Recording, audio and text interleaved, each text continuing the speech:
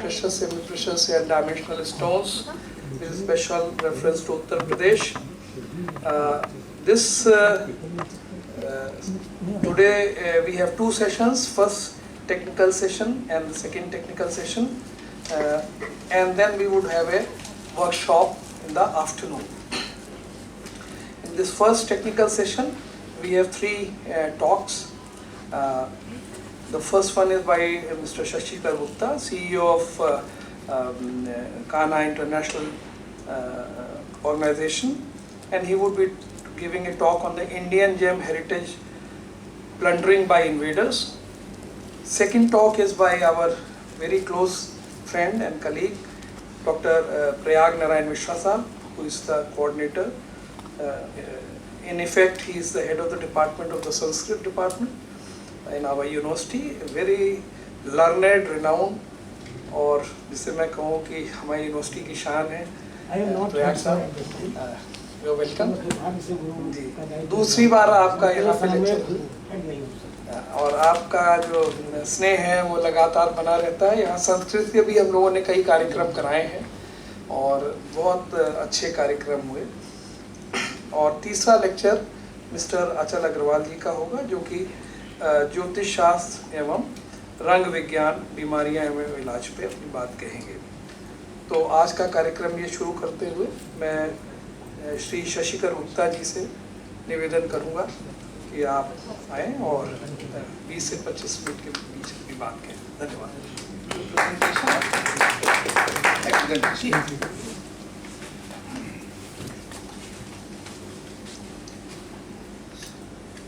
सभा में उपस्थित समस्त गणमान्य अतिथिगण, आयोजक और उपस्थित विभिन्न विभागों के सम्मानित विभागाध्यक्ष, शिक्षाविद एवं व्यवस्था देख रहे भूगर्भ विज्ञान एवं विश्वविद्यालय के सम्मानित कर्मचारीगण, सबको नवगठित जेमोलॉजिकल एसोसिएशन ऑफ एशिया के संस्थापक एवं अध्यक्ष शशिकर गुप्ता का सम्मान सहित अभिवादन।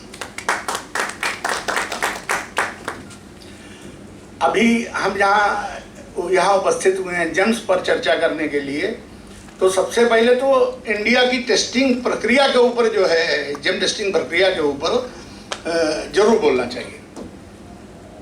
जैसे हीरे की टेस्टिंग का जो सर्टिफिकेट्स होते हैं उसमें कोई भी साइंटिफिक टेस्ट नहीं लिखा होता। तो why it is said scientific testing of diamond, कोई रीजन नहीं है उसको साइंटिफिक टेस्ट कहने का। उस पर कट लिखा होता है, कलर लिखा होता है, क्लैरिटी लिखा होता है। आप लोग सब अपने उसके ऊपर मोबाइल पे आप जेम टेस्टिंग GIA भी खोल सकते हैं या GIA की किसी भी लैब की आप इंडिया की खोल सकते हैं। तो कट लिखा होता है, कलर लिखा होता है, क्लैरिटी लिखी होती है, क्वालिटी लिखी होती है, डायमेंशंस लिखी होती हैं। इसमें एक भी टेस्ट डायमंड का नहीं होता, साइंटिफिक टेस्ट। तो आप ये नहीं जान सकते हो। अच्छा, जब अमेरिका में एक बात कह दी गई है कि आप CVD को भी डायमंड मानो, तो why we should not believe that whether it is diamond और CVD? कोई टेस्ट तो होना चाहिए जो ये कंफर्म करे कि ये CVD है कि डायमंड है। और इसी तारतम्य में मैं आपको बताना चाहता हूं कि इस वक्त सूरत में लगभग 95% CVD कट रहा है, और शायद हम आप जो पहने हो जो डायमंड के नाम पे वो भी CVD ही हो। सेकंड जो मैं कहना चाहता हूं, इंडिया में लोग जो जेम टेस्टिंग कर रहे हैं वो अपने नाम के नीचे लिखते हैं ग्रेजुएट जेमोलॉजिस्ट। तो इस बात के ऊपर अभी एक FIR हुई है लखनऊ में, और उसको सेंट्रल बार के सेक्रेटरी ने FIR की थी, और उन्होंने अपने नाम के नीचे लिखा था ग्रेजुएट जेमोलॉजिस्ट। तो 420 की FIR हुई, क्योंकि इंडिया में ग्रेजुएट जो है वो 3 इयर्स का होता है, और जो अमेरिका से GIA की डिग्री मिलती है वो 3 महीने की होती है। 3 से 3.5 महीने में उसमें भी 3 कोर्स कराए जाते हैं। तो ग्रेजुएट जो है, जो ग्रेजुएट शब्द है, दैट इज ग्रेजुएट जेमोलॉजिस्ट, वो उनका title oblique trademark, and it should be written on the top of the certificate, not below the name of the gemologist. तो आप देखिएगा, तो मैं सबसे ये निवेदन करता हूं कि आप चाहें तो FIR भी कर सकते हैं इस पर, क्योंकि इससे एक आम पब्लिक जो है वो धोखा खा जाती है। वो समझती है कि वो अमेरिका से ग्रेजुएट है। नतीजा ये होता है कि वो ट्रस्ट करते हैं। अमेरिका एक ऐसा कंट्री है कि अगर वहाँ से ग्रेजुएट आप हैं जेमोलॉजिस्ट में, तो मानना पड़ेगा कि आप काबिल हैं, लेकिन ऐसा होता नहीं है। ग्रेजुएट जेमोलॉजिस्ट जो है वो 3 ईयर डिग्री कोर्स नहीं है। मैं आपको बताना चाहता हूँ, जो अमेरिका की डिग्री है, प्रोफेशनल कोर्स है, और इसके जरिए आप लेबोरेटरी नहीं खोल सकते। You are not allowed to open the laboratory. आप प्रोफेशनल कोर्स है ये आपका, और आप अपनी दुकान पे बैठकर ग्राहक को समझा सकते हो कि मतलब टेक्निकल वर्ड यूज करके कि जो है इस तरीके से खरीदिए, इसमें प्लेओक्रिज्म बहुत बढ़िया है, इसमें स्पेक्ट्रोस्कोपिक एग्जामिनेशन से हमने देख लिया, समझा सकते हैं, लेबोरेटरी नहीं खोल सकते। तो इंडिया में जेम टेस्टिंग लेबोरेटरीज जितनी हैं, इनके बारे में सबको पता होना चाहिए। 3rd नंबर पर जब आप एक किसी जेम टेस्टिंग लेबोरेटरी में जाते हैं, तो सबसे पहले आप आपको एक लेटर दिया जाता है जो आपको टू द लेबोरेटरी इंचार्ज करके होता है। मतलब कोई भी लेबोरेटरी आप इंडिया में जाओगे तो सबसे पहले आपको एक लेटर साइन करना होगा टू द लेबोरेटरी इंचार्ज। उसके अंदर तमाम वो शर्तें लिखी होती हैं कि भाई मैं जेम टेस्टिंग तो कर रहा हूं, लेकिन मुझे पता कुछ नहीं है। अगर कोई गलती हो तो आप ज्यादा से ज्यादा अपनी फीस मुझसे वापस ले सकते हो। जो आपने 200, 300, 400, 500, 600 रुपए दिए, आप वो फीस वापस ले सकते हो, लेकिन मेरे ऊपर कोई क्लेम नहीं कर सकते। आप सबसे पहले नग टेस्ट करने के पहले, जेम टेस्ट करने के पहले, सबसे पहले तो वो आप से वो कागज पे सिग्नेचर कराया जाता है। उसके बाद जब वो आपको रिपोर्ट देते हैं, तो रिपोर्ट के बैक साइड में टर्म्स एंड कंडीशन या कुछ इस तरीके से लिख के इतने कंट्रोवर्शियल बातें लिखी होती हैं कि वो नग टेस्टिंग, जेम टेस्टिंग लेबोरेटरी का सर्टिफिकेट का कोई मतलब नहीं होता। अब ग्रेजुएट जेमोलॉजिस्ट पर तो हमने आपसे चर्चा कर ली। अब वर्तमान आप स्थिति में आ जाइए। इस वक्त जो इंडिया की पोजीशन है वो इस तरीके से चल ना पाए। आपको ये बताना है कि करीब 1 महीने के अंदर 24 कंट्री लगभग कई कंट्रीज के जो हेड्स हैं वो इंडिया आ चुके हैं। उसमें 2 बार जेलेंस्की साहब जो है वो हमारे प्रधानमंत्री नरेंद्र मोदी जी से बात कर चुके हैं। रशिया 25 to 30% डिस्काउंट दे रहा है और शिपमेंट और इंश्योरेंस दोनों जो है फ्री किए दे रहा है इंडिया को कि आप ऑयल ले लीजिए हमसे। 3rd नंबर पे बाइडन, थोड़ा सा कि आप भाई ऑयल लेने जा रहे हो, थोड़ा सा उलझन खाए, लेकिन तुरंत अपनी हैसियत में आ गए। जबकि मिनिस्ट्री ऑफ एक्सटर्नल अफेयर्स ने बहुत टाइट किया और अमेरिका से बहुत हार्श शब्दों में बोला, लेकिन अमेरिका ने उसका कोई जवाब नहीं दिया।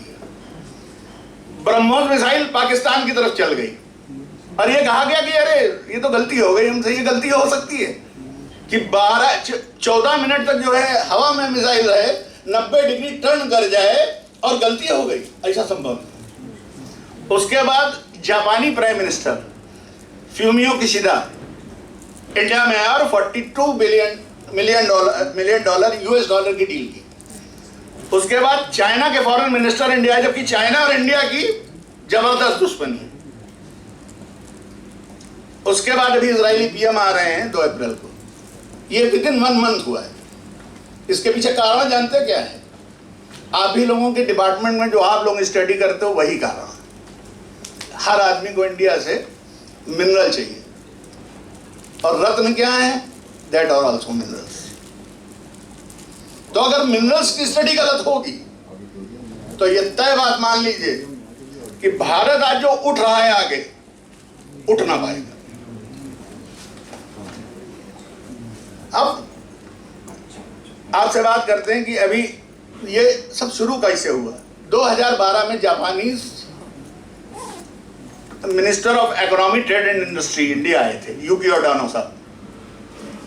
2006 में चाइना ने जो न्यूक्लियर मटेरियल था वो देने से मना कर दिया, न्यूक्लियर का रॉ मटेरियल, जिसकी वजह से वो इंडिया आए थे लेने के लिए।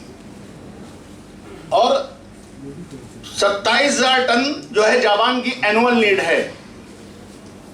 इस मटेरियल की, जिसके अंदर लैंथानम, सीरियम और नियोबिटनम वगैरह होते हैं। ये सब आप लोग जियोलॉजी वाले हैं, ज़्यादा बेहतर जानते हैं। तो इसी के मिनरल चाहिए थे उनको। तो ये इसलिए चाहिए कि जैसे हमारे आंध्र प्रदेश के इलाके में, तमिलनाडु वगैरह के क्षेत्र में, आंध्र प्रदेश में सी बीच के ऊपर, समुद्री तट के ऊपर जो बीच सैंड है, उसमें थोरियम नाम का एक, मोनाजाइट नाम का एक मिनरल पाया जाता है जिसमें थोरियम निकलता है। और ये जो है लगभग, मतलब ये समझ लीजिए कि इतना थोरियम हमारे पास है कि हम इंडिया को 55,000, वर्ल्ड को 55,000 सालों तक बिजली दे सकते हैं। 97% of the thorium is in India. और हम 55,000 सालों तक इंडिया को बिजली दे सकते हैं। और मजेदार बात इसकी ये है कि ये सब अनप्रोटेक्टेड पड़ा हुआ है। और 2010 में डील हुई थी, 2010 में कांग्रेस रिजीम में, और उसमें यह कहा गया था कि आप इल्मेनाइट, रूटाइल, जर्गन और गार्नेट निकाल लीजिए और जो बचा हुआ मोनाजाइट है वो जमा कर दीजिए डिपार्टमेंट ऑफ एटॉमिक एनर्जी में। 1 ग्राम नहीं जमा होगा और सब का सब एक्सपोर्ट हो गया alibaba.com के जरिए। It was a big game, सबसे बड़ा स्कैंडल। कोई भी स्कैंडल इसके टक्कर में नहीं है। ये जो 500 टन थोरियम है, ये पूरे अमेरिका को 1 साल तक बिजली दे सकते हैं। अननोन जो सोर्सेस से आ रहा है थोरियम। तो यहां मेरा कहने का मतलब है कि अगर हम मेन जो अगर जेम्स नहीं पढ़ पाएंगे, अगर हम मिनरल को ठीक तरीके से नहीं पढ़ पाएंगे, तो how we can read the another mineral, कच्चा माल जिसको हम कहते हैं। तो हम अगर मिनरल की टेस्टिंग में अगर कंफर्म नहीं है, हम ये तमाम हम उस पर लिखवा लेते हैं कि अगर मैं कुछ गलत होऊंगा तो अपने पैसे वापस ले लीजिएगा, ये सब, इट्स नॉट गुड। 2008 का जिक्र करना चाहूंगा। 2008 में मैं फर्स्ट टाइम 4 मिनरल रूबी लेकर GII गया। वहां पर उन्होंने और टेस्ट किए जो होते हैं। आपको ये बता दूं, असली और नकली दोनों का रिफ्रैक्टिव इंडेक्स एक होता है, स्पेसिफिक ग्रेविटी एक होता है, आइसोट्रॉपी अनआइसोट्रॉपी एक होता है। जितने भी टेक्निकल नाम हैं जिनको आपको लिख के देखते हो आप, ये सारे टेक्निकल नाम जितने होते हैं, आम आदमी चूंकि जेमोलॉजी के बारे में जानता नहीं तो टेक्निकल नाम देखता है, और प्लियोप्रिज्म है और ये है और स्पेक्ट्रोस्कोपिक एग्जामिनेशन है, तो आदमी सोचता है कि मैं टोटल साइंटिफिक टेस्ट है। तो मैंने उनसे एक रिक्वेस्ट की थी कि रमन FTIR भी कर दीजिए। रमन FTIR इंस्ट्रूमेंट जो है वो 2 नोबेल प्राइज विनर्स की थ्योरी पर बना हुआ है, CV रमन और विलियम लॉरेंस ब्रैग और विलियम हेनरी ब्रैग। और अगर आप सब BSc के स्टूडेंट हैं तो आपने ब्रैग्स लॉ फिजिक्स में पढ़ा होगा। और अगर आप ये जानते हैं तो ये भी जानते होंगे कि साइंस के लॉ को गलत नहीं किया जा सकता। अगर ब्रैग्स लॉ बन गया है तो it can not be challenge. Addition और अल्टरेशन हो सकते हैं लेकिन चैलेंज नहीं किया जा सकता। GII की लेबोरेटरी ने, आप आश्चर्य करोगे, Raman FTIR spectra indicator Ruby होने के बावजूद उन जेम्स को नकली कर दिया। अब उनको नकली करने का मतलब समझ रहे हैं क्या है? कि आपने CV रमन को चैलेंज किया और ब्रैग्स लॉ को चैलेंज कर दिया। इंटरनेशनल स्टेज पर जब ये लॉ पूरे वर्ल्ड में पढ़ाए जा रहे हैं, उस वक्त मतलब वो अमेरिका हो या इंडिया हो या जापान हो या फ्रांस हो, सब मानते हैं। रमन साहब को 1930 में नोबेल प्राइज मिला और विलियम लॉरेंस ब्रैग और विलियम हेनरी ब्रैग को 1915 में मिला। लेकिन उनकी थ्योरी को गलत कर देना, ये हमारे यहाँ जो है वो जस्ट इंटरमीडिएट पास जेमोलॉजिस्ट का ही दम है, विद और विदाउट साइंस सब्जेक्ट। एक बड़ी बात। तो आप सब तो जियोलॉजी के स्टूडेंट हैं, मैं ये चाह रहा हूं कि आप लोग इसको ज़्यादा अच्छी तरीके से पढ़िए, क्योंकि आने वाले जो नया भारत है उसका जो है भविष्य आपके हाथ में। तो इस डिपार्टमेंट को जब आया करिए तो सबसे पहले मंदिर है साहब।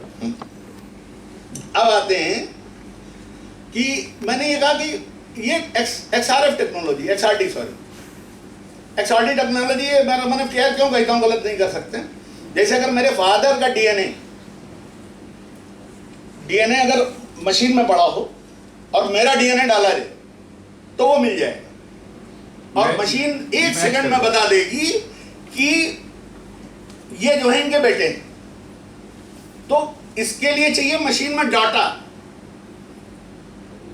डाटा अगर नहीं है तो आप रमन एफटीआर मशीन आपके लिए सिर्फ एक इलेक्ट्रॉनिक डिब्बा है।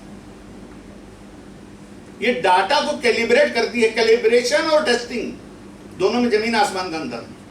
कैलिब्रेशन के लिए मतलब जो है आपको, जैसे अब स्टैंडर्ड मीटर है, स्टैंडर्ड किलोग्राम है, एक रखा हुआ है अमेरिका में, और उससे पूरे वर्ल्ड के लोग मिलाते हैं अपना, कि हम अपना किलोग्राम वहां से कर लें। जो काटा बांट विभाग है, काटा बाट विभाग, तो वह हर साल जो मोहर लगाता है वो इसी बात की लगाता है कि हमने चेक कर लिया, आपका कैलिब्रेट कर लिया, 1 किलो ही है। तो ये कैलिब्रेट करती है मशीन एक्सआरएफ। इसका सबसे बड़ा नुकसान क्या है, इंडिया में एक्सआरएफ मशीनें भी BIS लागू हुआ है इंडिया में, ब्यूरो ऑफ इंडियन स्टैंडर्ड लागू हुआ है, और ब्यूरो ऑफ इंडियन स्टैंडर्ड्स लागू होने के पहले गोल्ड में 3% इरिडियम मिलाया जा रहा था। 3% इरिडियम, तो होता क्या था, 100% से कैलकुलेट करवाऊंगा मैं आपको, 72% गोल्ड है, 10% सिल्वर है, 10% कॉपर है, 5% जिंक, 25 एक तरफ कर लीजिए, 72 एक तरफ कर लीजिए, 97 हो गया, 97, 3% इरिडियम। अब जब वो चेक होता था तो गोल्ड 75% आता था, क्योंकि वो 3% जो इरिडियम का डाटा था, that goes into the percentage of gold. 30 साल तक इंडिया में इरिडियम मिलता रहा, 30 साल तक। तब BIS जागी, अरे इरिडियम का डाटा हमें डालना है। तो ये एक्सआरएफ मशीन है, अगर आप जरा सा गड़बड़ करोगे तो बहुत नुकसान होना है। तो अगर हम इंडिया में इस तरीके से रमन एफटीआर थोड़ा पढ़ाने में दिक्कत करेंगे तो मतलब फिर प्रॉब्लम आएगी। अब हम रत्नों की बात करते हैं, ये सब रत्नों से ही कनेक्टेड था। रत्नों की बात करते हैं। अभी अगर मान लीजिए थोड़ी देर के लिए, अभी लता मंगेशकर जी को भारत रत्न मिला, तो जैसे आप रत्न शब्द किसी चीज से जोड़ देते हैं, it become supreme. Bharat Ratna का मतलब supreme in singing, Lata Mangeshkar ji. आप किसी चीज के साथ रत्न जोड़ दो। अकबर के दरबार में 9 रत्न थे, 9 अलग अलग अच्छे गुणों को उन्होंने एक बार लाया और सबको अपना नवरत्न करके एक बना लिया। इंडिया में ही हुआ, इससे पहले किसी को, तो मतलब रत्न को सुप्रीम इंडिया में हमेशा से माना जाता। अगर आप हमारे वेदों पे भी चले जाओ तो उन लोगों कहा जाता था ये भक्त शिरोमणि प्रहलाद है, ये वीर शिरोमणि शिवाजी हैं। तो मतलब मणि, मणि मीन्स रत्न। आप खाली ये रत्न शब्द लगा दो तो वो महान हो जाता है। तो रत्न कितने महान होंगे तो मैं नमस्कार करता हूं इसे। अब रत्नों के आप योगदान की बात करिए तो रत्न जो है वो अर्थशास्त्र, मतलब अर्थ क्षेत्र में भी जबरदस्त योगदान है। उसके बाद आप विज्ञान के क्षेत्र में अगर आप ऊर्जा की बात करें, ऊर्जा की बात करें तो रत्नों का योगदान है। इसके बाद आप जो है नैनो टेक्नोलॉजी पे आ जाओ तो नैनो टेक्नोलॉजी में भी रत्नों का, आप जब नैनो टेक्नोलॉजी पढ़ोगे तो उसके अंदर रत्नों का बहुत जगह जिक्र होगा, और लगभग पूरी साइंस नैनो टेक्नोलॉजी की जेमोलॉजी पे ही। उसके बाद आप मैथमेटिक्स पे आ जाइए तो मैथमेटिक्स में जो दो आफ्टर PhD सब्जेक्ट पढ़ाए जाते हैं, टोपोलॉजी एंड कोऑर्डिनेट। कोऑर्डिनेट तो हम लोग हाई स्कूल इंटर में भी पढ़ते हैं, लेकिन टोपोलॉजी जो आफ्टर PhD पढ़ाई जाती है that is connected to gemology. उसके बाद आप फिजिक्स में आ जाइए तो फिजिक्स में जो सॉलिड स्टेट फिजिक्स है वो पूरा का पूरा रत्न का ही अध्ययन, और ये सबसे हाई ब्रांच ऑफ साइंस मानी जाती है, सॉलिड स्टेट फिजिक्स। उसके बाद आप आओ, उसमें ब्रैग्स लॉ है, रमन इफेक्ट है, सब जेमोलॉजी से कनेक्टेड। ये रमन एफटीआई टेस्ट वही है जिसके मैं जिक्र कर रहा हूं, तो फिजिक्स का भी इंटरफेरेंस है इसमें। उसके बाद आप क्रिस्टलोग्राफी की बात करो, क्रिस्टलोग्राफी एक हाईली स्पेशलाइज्ड साइंस है, वो भी जेमोलॉजी से जुड़ी है, पूरी की पूरी जेमोलॉजी से ही जुड़ी है। उसके बाद आप मेटल या मेटलर्जिकल इंजीनियरिंग की बात करिए, पूरी की पूरी जेमोलॉजी से जुड़ी हुई। अब आप जियोलॉजी की बात करिए तो जुड़ी है जेमोलॉजी से। उसके बाद आप आओ केमिस्ट्री का, तो वैलेंसी का जो कॉन्सेप्ट है वो जेमोलॉजी का है, केमिकल कंपोजिशन का जो कॉन्सेप्ट है वो जेमोलॉजी का है। अगर हमें पता नहीं होता कि कोरंडम ग्रुप का केमिकल कंपोजिशन एल्युमिनियम ऑक्साइड है तो हम कभी एल्युमिनियम और ऑक्सीजन के बीच में वैलेंसी का रिलेशन नहीं स्थापित कर पाते। और अगर आप मेडिकल साइंस पे जाइए तो उसमें भी जेमोलॉजी है। तो ऐसा कोई वैज्ञानिक क्षेत्र नहीं है जिसमें जेमोलॉजी नहीं। तो इसका ये सब्जेक्ट ज़बरदस्त है।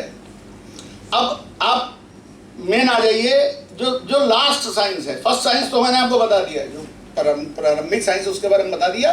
Even the theory of god particle, जो लास्ट थ्योरी है जो भी ढूंढ नहीं पा रहे लोग, that is also connected to gemology. तो मैं ये कहना चाहता हूं कि महिलाओं को अति प्रिय और गूढ़ वैज्ञानिक का प्रारंभिक विज्ञान हो चाहे अंतिम विज्ञान हो, गॉड पार्टिकल, ये भी इससे जुड़ा हुआ है। अर्थशास्त्र से भी इसके संबंध है। साहित्यकारों द्वारा गुणगान किया हुआ है। साहित्यकार खूब रत्नों को के बारे में लिखे हैं। श्रेष्ठता का सूचक है और जादुई गुणों से भरपूर भी है। इसके अलावा इंसान की तकदीर भी ये बदल सकता है, ऐसे जेम्स होते हैं। भारत में जो है वो विदेशी आक्रांताओं ने जितने जेम्स को लूटा, शायद ही किसी ने इतना लूटा हो। आज एक चीज आप कह सकते हो, एक मुहावरा है कि मेरा जूता और आपका सर। तो कोहिनूर हीरा कहाँ लगा हुआ था? क्वीन विक्टोरिया के क्राउन में, और राजा रंजीत सिंह के जूते में। तो हमारा पत्थर उनके सर पे लगा हुआ। क्या बात कही। खाली जो रत्न विज्ञान जो नष्ट हुआ है, इससे हम कई साइंस से महरूम हो गए। और जो रत्न विज्ञान हमारा लूट के ले गया है, वो साइंस में सबसे आगे है ब्रिटेन। जेमोलॉजी की शुरुआत हमारे सर ने की यहाँ पर, विभूति राय सर ने। तो ये एक बहुत बड़ा मतलब दम का काम था। ये कई सालों से कोर्स पड़ा हुआ था, इसको कोई ले नहीं रहा था पूरी इंडिया में। इसको विभूति सर ही लेके आए और वर्ल्ड की फर्स्ट डिग्री दी 3 ईयर डिग्री कोर्स की। कहीं 3 ईयर डिग्री कोर्स पूरे वर्ल्ड में, टुकड़ों में है कोर्स, 3 ईयर कंप्लीट कोर्स नहीं। तो आज मुझे अफसोस है कि शायद गवर्नमेंट ऑफ इंडिया इस बात को देख नहीं रही है और जेमोलॉजिकल लेबोरेटरीज के ऊपर कोई उनका दखल नहीं है। कारण है कि उनके पास, उनको भी ये नहीं लगता कि कोई इंडिया में लोग आ चुके हैं इस फील्ड में। जैसे आप एयरपोर्ट पे जाइए तो अगर आप डायमंड पहने हो, कोई चेक नहीं कर पाएगा आपको। अरे जब उसका कोई साइंटिफिक रिपोर्ट नहीं, आप नकली बना के लेके चले जाओ ना। रिपोर्ट लेके चले जाओ, निकल जाओ। 50 करोड़ रुपया वैसे ना ले जा पाओगे, डायमंड पहन के आप लेके चले जाओ। स्कैनिंग नहीं होती। सर के पास FTIR मशीन है, शायद मेरे ख्याल से मिनिएचर FTIR, वो कौन सी मशीन है मुझे नाम नहीं मालूम। तो उसको खाली आप रखिए तो उसमें ये आ जाएगा कितना इसमें वो है, एल्युमिनियम हैंड हेल्ड XRF। तो XRF टेक्निक की ही बात मैं कर रहा हूँ, दैट इज ऑल्सो। हाँ, तो उसमें सब कुछ आ जाएगा, लेकिन कार्बन का डाटा नहीं है। क्यों? अगर कार्बन का डाटा आ जाए तो आपको 1 सेकंड में पता चल जाएगा ये डायमंड है। तो अमेरिकन कंट्रीज की जो XRF मशीनें जो बिकती हैं, वो उसके साथ लिखते हैं datas are available according to the choice of the country. हम डाटा उन्हीं को देते हैं जो मेरी चॉइस के कंट्री है, और इंडिया उनकी चॉइस में नहीं है। मैंने खुद श्रुफ एंड कंपनी को लिखा कि मुझे साहब रमन FTIR मशीन चाहिए। तो उन्होंने मुझको कई ईमेल्स भेजे कि हाँ मंगवा लीजिए, very good very good very good. लेकिन उसके बाद मैंने उनको एक मेल भेजा, मुझे रूबी, डायमंड और सफायर इसके डाटा दे दीजिए। मेरे किसी मेल का जवाब उन्होंने, क्योंकि डाटा वो अवेलेबल कराना नहीं चाहते, क्योंकि उनको हमारे नग चुराने हैं। अब मैं ये क्यों कहता हूं कि मेरे नग चुराने, हम लोगों के नग चुराने, वो हम ही लोगों के नग। आप इतिहास में चले जाओ, स्कंदगुप्त, राजा स्कंदगुप्त, चंद्रगुप्त, विक्रमादित्य, कोई भी राजा हो। तो कल कई स्पीकर बोल रहे थे कि यहाँ पर जो है मतलब बहुत लोग जेम्स का शौक था और घड़ों में नगीने रहते थे। मतलब सरी ने शायद कहा था कि पूरे लखनऊ को आप जेब में रख सकते हैं नगीने के लिए, पूरी लखनऊ की दौलत को आप नगीने के रूप में जेब में रख सकते हैं। तो ये जब 1947 में यूनिफिकेशन ऑफ इंडिया हुआ और सारे के सारे खत्म हो गए, वो राष्ट्र मतलब जो छोटे छोटे रजवाड़े थे खत्म हो गए, तो उसके जेम्स जो थे वो जनरल पब्लिक के बीच में आ गए। लेकिन अफसोस ये हुआ उसमें कि तब तक अमेरिका जान चुका था कि इंडिया में बड़ी ताकत है जेम्स के मामले में। अगर ये जेम्स अगर अपने खजाना पा जाएगा तो ये अमेरिका को 1 लाख बार खरीद सकता है। तो उसने सबसे पहला काम ये किया कि जेम्स का डुप्लीकेट बनाकर इंडिया में भर दिया। झौवा समझते हैं आप लोग, तो कहते हैं कि झौवा भर तकलीफ है हमें। आज 20 झौवों में 20 झौवों नकली रूबी में 1 रूबी असली पड़ा हुआ। अब नतीजा ये है कि अगर कोई मतलब जो जेम से कनेक्टेड लोग हैं, खासियत ये बता दूं मैं जेम की, अगर मेरा जेम है और मैंने उसको रीड किया तो आप 1 लाख जेम्स के बीच में फेंक दीजिए, मैं वो जेम निकाल दूं। अगर जेम्स के बारे में वो जानता है अच्छी तरीके से, तो इसका मतलब है हर जेम अपने आप में यूनिक है। मैं सही कह रहा हूं सर? एकदम। तो आप इंक्लूजन के आधार पे जेम्स को चेक नहीं कर सकते, क्योंकि माइनिंग में हर समय जेम्स निकलते हैं, हर जेम में अलग इंक्लूजन होता है। कितने इंक्लूजन रीड करोगे? 25 फोटो आपको दे दी गई, वो 25 फोटो देख के आप जेम को आप रीड नहीं कर सकते। नो, कोई ना कोई साइंटिफिक एस्पेक्ट तो है। अगर ये इतनी साइंस से बिलोंग करता है कि सीवी रमन और ब्रैग्स लॉ ऐसे लोग इसके ऊपर लिखते हैं, Bragg's, William Lawrence bag, William Henry bag, ऐसे, तो कुछ ना कुछ तो दम है इसमें साइंस में। क्रिस्टोग्राफी इसकी एक साइंस ही अलग बनी हुई है। कोई साइंस इस लखनऊ यूनिवर्सिटी में जितने भी साइंटिफिक डिपार्टमेंट्स हैं, आप किसी भी साइंस को देखिएगा तो उसमें मैं आपको एक चैप्टर निकाल दूंगा जो जेमोलॉजी पे होगा 100%। अब आपको ये बता दूं कि कुल 4 जेम्स को छोड़ के बाकी जितने भी जेम्स होते हैं सब मिनरल्स ही होते हैं, खनिज। तो अगर हम रत्न नहीं पहचान पाते तो क्या हकीकत है खनिज पहचान पाएंगे? अगर हम रत्न नहीं पहचान पाते तो क्या खनिज पहचान पाना संभव है? क्योंकि 4 जेम्स छोड़ के बाकी सारे जेम्स खनिज ही हैं। और ये सब 3 महीने में पूरा कोर्स पढ़ा दिया जाता है अभी तक जो इंडिया में पोजीशन, वो आप किसी साइड पे हो, इससे कोई मतलब नहीं। उसके बाद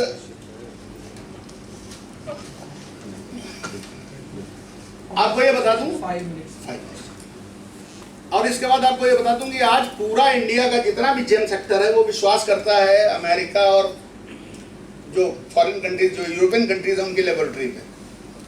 तो यूरोपियन कंट्रीज की लेबोरेटरी पे विश्वास करने की वजह से जो बहुत महंगे नग हैं वो सब के सब GIA, गुबलिन, AGTL, GAGB, गाज यहाँ टेस्ट होने जाते हैं। और जब यहाँ टेस्ट होने जाते हैं तो जितने जो इंटरनेशनल बायर्स हैं, जैसे आप मान लो अंबानी या बिल गेट्स, अगर इनको कोई नग लेना होगा वो इंडिया कभी नहीं है। तो हमारे पूरा बिजनेस चौपट हो गया है। जब टेस्टिंग लेबोरेटरी के कंट्रोवर्शियल होने की वजह से पूरा जेम का बिजनेस चौपट हो चुका है इंडिया। तो अब इस मंच के माध्यम से जो है वो, जैसे एक छोटा सा बताऊं मैं उदाहरण कि अगर कोई नग यहाँ पर 500 रुपए में मिल जाता है तो अगर उस पर आप गुबलिन का सर्टिफिकेट लगा दीजिए तो वो 50,000 का हो। तो जो भारत में जो नकल बिक रही है नग की, जो नकलें बिकी हैं और जो असली नग मिले हैं, इनको एक ही तरीके से अलग किया जा सकता है कि ज्वेलर्स और साइंटिस्ट एक मंच पर है। साइंटिस्ट के पास जेम्स नहीं और ज्वेलर्स के पास साइंस नहीं। तो जो विभिन्न साइंटिफिक डिपार्टमेंट है, मैथ्स के, फिजिक्स के, केमिस्ट्री के, ये सब एक पास हैं और ज्वेलर्स भी आए और ज्वेलर्स उनको जेम्स दें अध्ययन करने के लिए और वो उसको अध्ययन करें। और कोई तरीका नहीं है कि मतलब हम इंडिया में साइंटिफिक डाटा डेवलप कर पाए XRF और XRD।